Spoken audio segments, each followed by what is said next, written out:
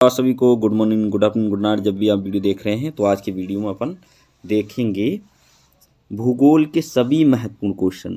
ठीक है, पूरी किताब के महत्वपूर्ण क्वेश्चन का ये पार्ट 1 रहेगा। इसे 2-3 पार्ट में कंप्लीट करने वाले हैं अपन। ठीक है, अधिकतम 5 पार्ट में सारे क्वेश्चन कंप्लीट हो जाएंगे। तो पार्ट 1 है, आप देखते रहिएगा। इसमें 52 क्वेश्चन है पूरी सीरीज में। ठीक है, अगर आपने अभी तक चैनल को सब्सक्राइब नहीं किया है तो चैनल को सब्सक्राइब करके नोटिफिकेशन को ऑन कर लें, जिससे इस सीरीज में जितने भी वीडियो डालें आपको तुरंत उसका नोटिफिकेशन मिल जाएगा और आपका एग्ज़ाम में कोई भी क्वेश्चन नहीं छूटेगा। इस बात की हम गारंटी देते हैं।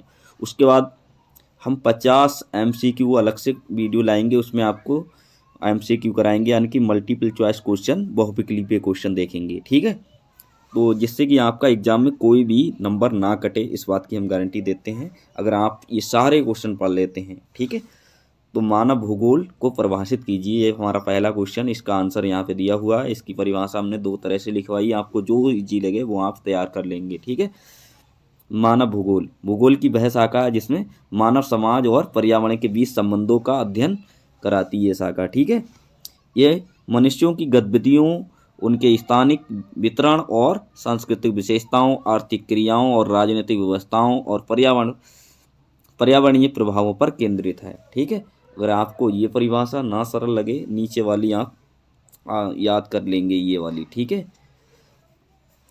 मानव भूगोल प्राकृतिक पर्यावरण और मानव संबंधों के बीच परस्पर क्रियाओं का अध्ययन है, जो ये समझने का प्रयास करता है कि मनुष्य अपने परिवेश को कैसे प्रभावित करता है और उससे कैसे प्रभावित होता है। ठीक है, उसके बाद मानव भूगोल के मुख्य विषय क्या क्या हैं, आप इन्हें भी अच्छे से तैयार कर लें। तो मानव भूगोल के ये निम्नलिखित विषय हैं। जनसंख्या भूगोल, तो इसमें जनसंख्या वितरण, जनसंख्या की संरचना और घनत्व और प्रवास के बारे में पढ़ेंगे। दूसरा है आर्थिक भूगोल, तो संसाधन, आर्थिक उत्पादन और व्यापार की स्थानिक व्यवस्था के बारे में। उसके बाद सांस्कृतिक भूगोल में इसमें भाषा आ गया, धर्म, परंपरा, जीवन शैली का अध्ययन करते हैं। राजनीतिक भूगोल में सीमाओं का, राज्यों का भौगोलिक प्रभाव का विश्लेषण होता है। निपटान भूगोल में ग्रामीण और शहरी बस्तियों का विकास और स्थान के बारे में, और ये अध्ययन समझने में मदद करता है कि मनुष्य और उसका पर्यावरण उसे एक दूसरे को कैसे आकार देते हैं या कैसे प्रभावित करते हैं। ठीक है, आई होप आप ये क्वेश्चन समझ गए होंगे। उसके बाद अगला क्वेश्चन है प्राकृतिक पर्यावरण की व्याख्या कीजिए। ये भी क्वेश्चन महत्वपूर्ण है। ठीक है, तो प्राकृतिक का मतलब जानते ही हैं, प्रकृति के अंदर जो सारी चीज़ें हैं। ठीक है, तो प्राकृतिक पर्यावरण वह पर्यावरण है जो प्राकृतिक तत्वों और क्रियाओं से निर्मित होता है। ये पर्यावरण जीवित और निर्जीव तत्वों का समग्र है, यानी कि इनमें जीवित चीज़ें और निर्जीव चीज़ें दोनों मिलाई जाएंगी, जो मिलकर पृथ्वी पर जीवन को प्रभावित और नियंत्रण करते हैं। और इनके घटक जो हैं निम्नलिखित, इसमें घटक शामिल होते हैं। तो घटक यहाँ पे दिए हुए हैं। ठीक है, तो भौतिक घटक में आ जाता है हमारा पृथ्वी और जल, वायुमंडल और खनिज, प्राकृतिक संसाधन। उसके बाद हमारा जैविक घटक में जीवित प्राणी जैसे पशु पक्षी है ना, और वनस्पति, यानी वनस्पतियों में आ जाते हैं पेड़ पौधे। ठीक है, उसके बाद है अगला पारिस्थितिकी तंत्र में। एक पारिस्थितिकी तंत्र क्या है? ये एक जटिल तंत्र है जिसमें जीवित प्राणी और उनके पर्यावरण के बीच आपसी क्रियाएं होती हैं। उसके बाद अगला है तुम्हारा क्वेश्चन और हेडिंग है प्राकृतिक पर्यावरण के महत्व। ठीक है, तो जीवन का आधार है ये। ठीक है, ये मानव और अन्य जीवों के लिए जल, वायु, भोजन और आश्रय प्रदान करता है। ठीक है, इसमें कौन? जलवायु और मौसम। प्राकृतिक पर्यावरण जलवायु और मौसम को नियंत्रण करता है। जैव विविधता, ये विभिन्न प्रजातियों को जीने के लिए अनुकूल वातावरण प्रदान करता है। संसाधनों का स्रोत, प्राकृतिक पर्यावरण से खनिज, जल, लकड़ी और ऊर्जा जैसे संसाधन प्राप्त होते हैं। उसके बाद प्राकृतिक पर्यावरण के लिए खतरे क्या हैं? तो वन जो है लगातार कट रहे हैं, प्रदूषण हो रहा है, शहरीकरण, औद्योगिकरण है, जलवायु परिवर्तन, ये सारे खतरे हैं। ठीक है, तो आप ये लिख देंगे। ठीक, और कुछ पॉइंट यहाँ पर और भी हमने सम्मिलित किए हैं। प्राकृतिक पर्यावरण के लिए को संरक्षित करने के लिए स्थायी विकास और पुनरीकरण और प्राकृतिक संसाधनों के सतत उपयोग को बढ़ावा देना आवश्यक है। ठीक है, इसके बाद अगला क्वेश्चन भी है, मानव भूगोल की प्रकृति एवं विषय क्षेत्र का वर्णन कीजिए। तो मानव भूगोल की प्रकृति एवं विषय क्षेत्र हेडिंग बनाएंगे, उसके बाद लिखना शुरू करेंगे। तो पहली हेडिंग इसमें मानव भूगोल की प्रकृति। मानव भूगोल की वह शाखा है जो मनुष्य और पर्यावरण के बीच परस्पर संबंधों का अध्ययन कराती है। इसकी प्रकृति निम्नलिखित विशेषताओं में व्यक्त होती है। तो इनकी विशेषताओं के तौर पर हम इसकी प्रकृति का अध्ययन कर लेंगे। ठीक है, तो पहला हमारा है अंतर विषयक अध्ययन। मानव भूगोल अन्य सामाजिक और प्राकृतिक विज्ञानों जैसे समाजशास्त्र, अर्थशास्त्र, इतिहास और परिस्थिति से जुड़ा हुआ है। उसके बाद है स्थानिक वितरण का अध्ययन। ये भौगोलिक स्थानों में मानव गतिविधियों, संसाधनों और जनसंख्या के वितरण का अध्ययन कराता है।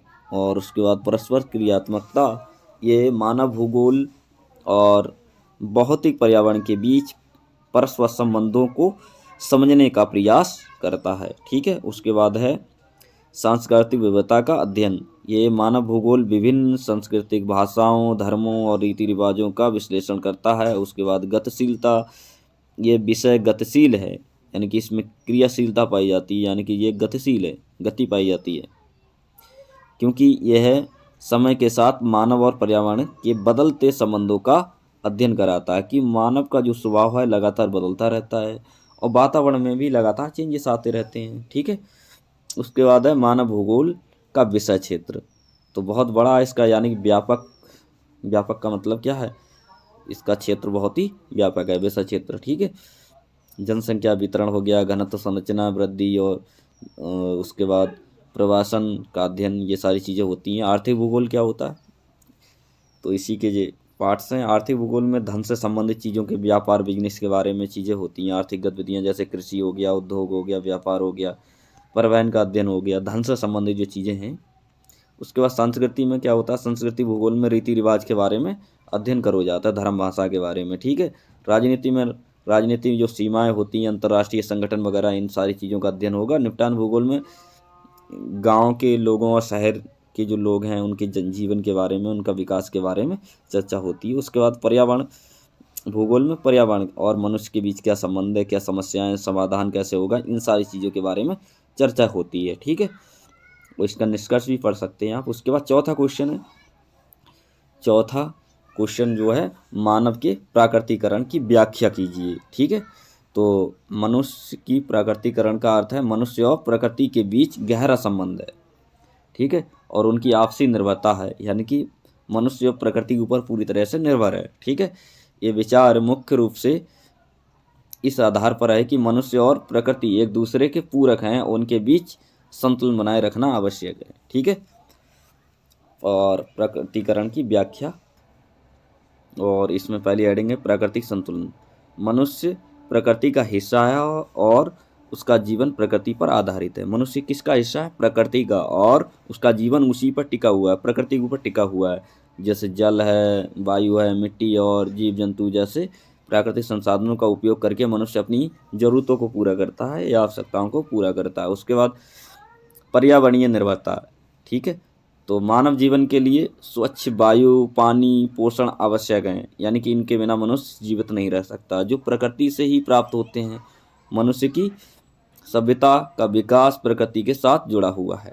ठीक है, तो मनुष्य पूरी तरह से किस पर निर्भर है, प्रकृति पर निर्भर है। ठीक है, उसके बाद सांस्कृतिक आध्यात्मिक संबंध, तो इसे भी हम पढ़ लेंगे।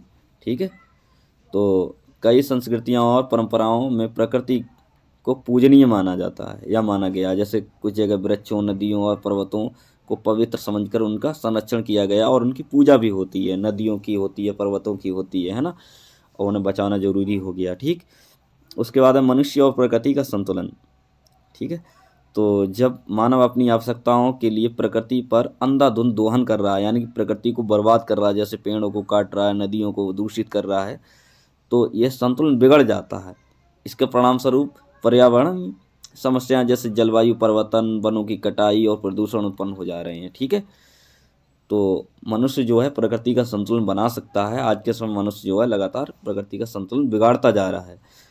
उसके बाद है आधुनिक युग में प्रगतिकरण की चुनौती। ठीक है, तो इस हेडिंग को आप पढ़ सकते हैं या उसे स्किप भी कर दें थोड़ा शॉर्ट करना चाहें तो।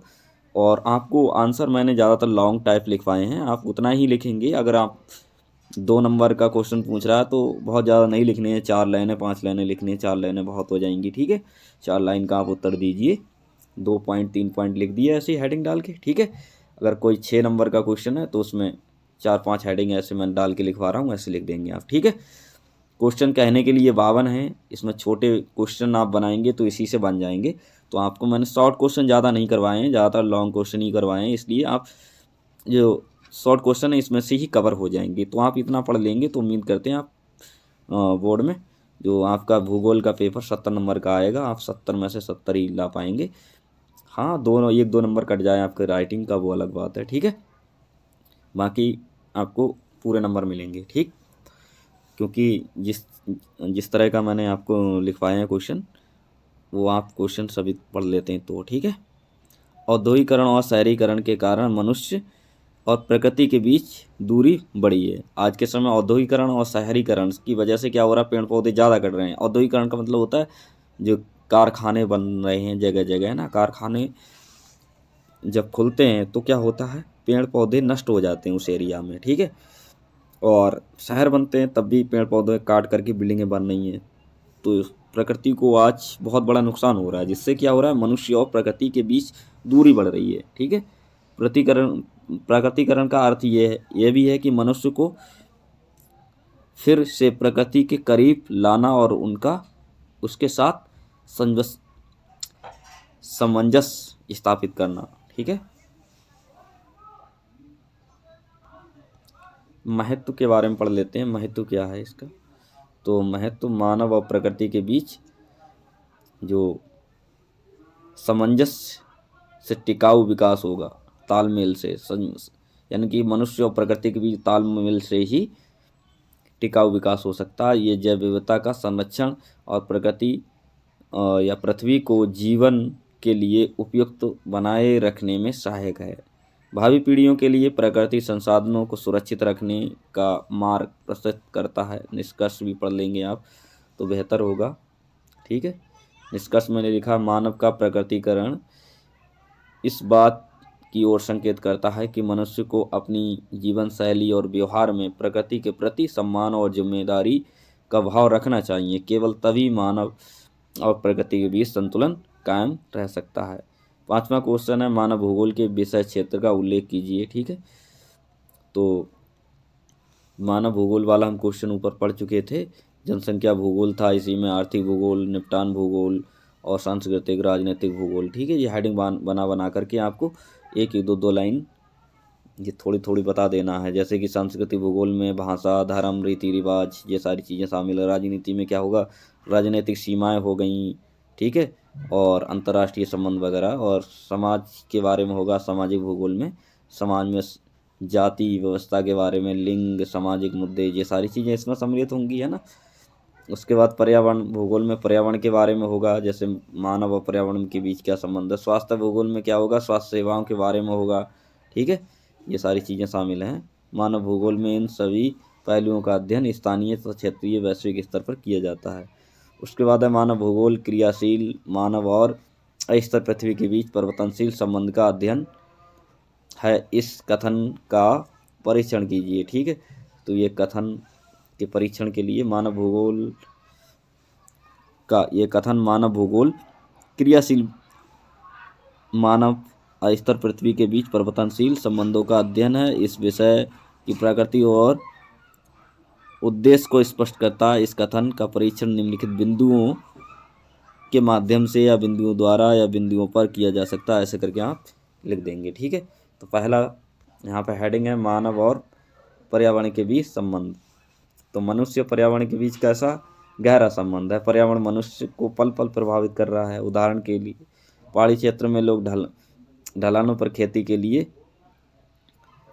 टेरेसिंग करते हैं। ठीक है, बाढ़ प्रभावित क्षेत्र में रहने वाले लोग ऊंचे मकान बनाते हैं। ये संबंध स्थिर नहीं होता बल्कि समय और परिस्थितियों के साथ बदलता रहता है। इसके बाद परिवर्तनशील पृथ्वी। ठीक है, तो पृथ्वी का भूगोल प्राकृतिक और मानव निर्मित प्रक्रियाओं के कारण निरंतर बदलता रहता है। मनुष्य प्रक्रियाएं, प्राकृतिक प्रक्रियाएं, भूकंप, ज्वालामुखी, जल परिवर्तन, मानव निर्मित प्रक्रियाएं, शहरीकरण और औद्योगिकरण, वनों की कटाई, इन परिवर्तनों के कारण मानव पर्यावरण के बीच संबंध जो है बदलता रहता है हमेशा। उसके बाद क्रियाशील मानव। मानव कैसा क्रियाशील? मानव केवल पर्यावरण के अनुसार ढलता नहीं है, बल्कि वह पर्यावरण को अपने अनुसार बदलता भी है।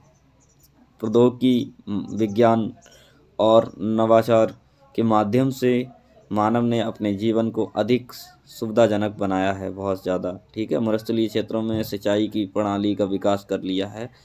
और परिवर्तनशील संबंध। मानव और पर्यावरण का संबंध स्थिर नहीं है, यानी कि ये लगातार बदलता रहता है। ठीक है, औद्योगिक क्रांति के बाद प्राकृतिक संबंधों का जो प्राकृतिक संसाधन हैं उनका दोहन बढ़ा, यानी कि उनकी बर्बादी बहुत ज़्यादा बढ़ गई। वर्तमान में पर्यावरण संरक्षण और सतत विकास पर जोर दिया जा रहा है। ठीक है, उसके बाद अगला पॉइंट है समकालीन दृष्टिकोण। मानव भूगोल आज केवल मानव और पर्यावरण के बीच संबंधों का अध्ययन नहीं करता, बल्कि वैश्विक समस्याओं, वैश्विक मतलब पूरे विश्व की समस्याओं जैसे जलवायु परिवर्तन, शहरीकरण और सतत विकास के समाधान खोजने पर भी बल दे रहा है, या जोर दिया, ध्यान दे रहा है। निष्कर्ष भी पढ़ देंगे इसका। ठीक है, उसके बाद 7वां क्वेश्चन आ गया यहाँ पे। ठीक है, जनसंख्या घनत्व की व्याख्या कीजिए। तो जनसंख्या घनत्व क्या है, इसका ये फार्मूला है, इसे भी आप अच्छे से याद कर लेंगे। जनसंख्या घनत्व का अर्थ किसी भौगोलिक क्षेत्र में प्रति वर्ग किलोमीटर में निवास करने वाले व्यक्तियों की औसत संख्या है। ये एक क्षेत्र की जनसंख्या और उसके भौगोलिक क्षेत्र के अनुपात को दर्शाता है। ठीक है, जनसंख्या घनत्व बराबर कुल जनसंख्या बटे कुल क्षेत्रफल। ठीक है, तो इस तरह से आप फार्मूला याद कर लेंगे। जनसंख्या वितरण समझना, तो ये जनसंख्या वितरण क्या है, ये बताता है किसी क्षेत्र में जनसंख्या का वितरण कैसा है। ठीक है, उसके बाद जनसंख्या संसाधनों पर दबाव। तो अधिक जनसंख्या घनत्व वाले क्षेत्रों में जैसे कि जल, पानी, भोजन, सब पे बहुत ज़्यादा दबाव होता है। विकास योजना, ये योजना बनाने में सहायक है, जैसे कि शहरीकरण, परिवहन और बुनियादी ढांचे का विकास। ठीक है, उसके बाद आर्थिक स्थिति का संकेत। अधिक घनत्व वाले क्षेत्र और आमतौर पर आर्थिक गतिविधियों के केंद्र होते हैं, जबकि कम घनत्व वाले क्षेत्र कृषि प्रधान या दूरस्थ होते हैं। ठीक है, उदाहरण के लिए भारत में बिहार की जनसंख्या घनत्व सबसे आगे है। ये घनत्व का लगभग 1100 प्रति व्यक्ति वर्ग किलोमीटर है। वही अरुणाचल प्रदेश जैसे राज्यों का घनत्व बहुत कम है, क्योंकि वहाँ भौगोलिक क्षेत्र बड़ा है और जनसंख्या कम है। ठीक है, प्रभावित कारक। भौगोलिक स्थिति, मैदानी क्षेत्र और जल स्रोतों की उपलब्धता, आर्थिक अवसर, रोजगार और व्यापार के साधन। जलवायु, अनुकूल जलवायु वाले क्षेत्रों में अधिक जनसंख्या होती है। ठीक है, जहाँ जलवायु अच्छी है वहाँ पर लोग ज़्यादा रहते हैं। सामाजिक और सांस्कृतिक कारक, ऐतिहासिक और सांस्कृतिक महत्व के क्षेत्र। ठीक है, जनसंख्या घनत्व किसी क्षेत्र की सामाजिक, आर्थिक और पर्यावरणीय स्थिति का विश्लेषण करने में महत्वपूर्ण भूमिका निभाता है। ठीक है, उसके अगला क्वेश्चन है क्वेश्चन क्रमांक 8। ठीक है, विश्व जनसंख्या के वितरण और घनत्व को प्रभावित करने वाले कारकों की विवेचना कीजिए। विश्व में जनसंख्या वितरण और घनत्व को प्रभावित करने वाले कारक भौगोलिक और आर्थिक, सामाजिक, सांस्कृतिक और राजनीतिक हो सकते हैं। इन कारकों को प्रभावित करने वाले क्षेत्रों में भिन्न भिन्न होता है। इन कारकों को विस्तृत विवेचना इस प्रकार है। भौगोलिक कारक, जलवायु।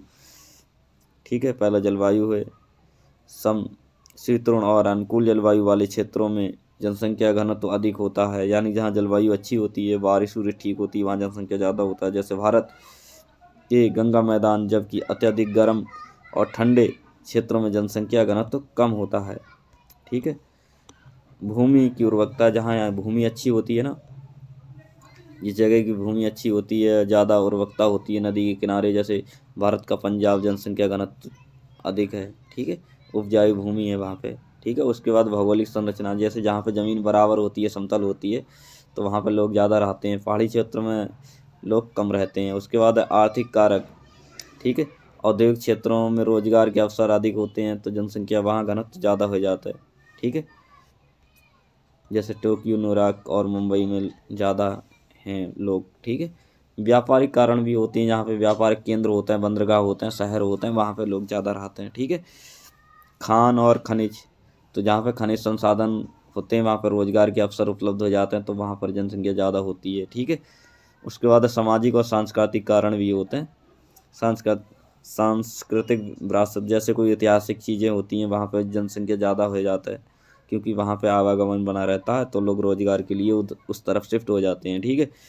उसके बाद शिक्षा, स्वास्थ्य सुविधाएं, जैसे कहीं पे हॉस्पिटल वगैरह होते हैं तो वहाँ पर भी जनसंख्या शिफ्ट होना शुरू हो जाती है जिन क्षेत्रों में शिक्षा और स्वास्थ्य की अच्छी सेवा मतलब सेवाएं उपलब्ध हों। उसके बाद राजनीतिक कारण, ठीक है।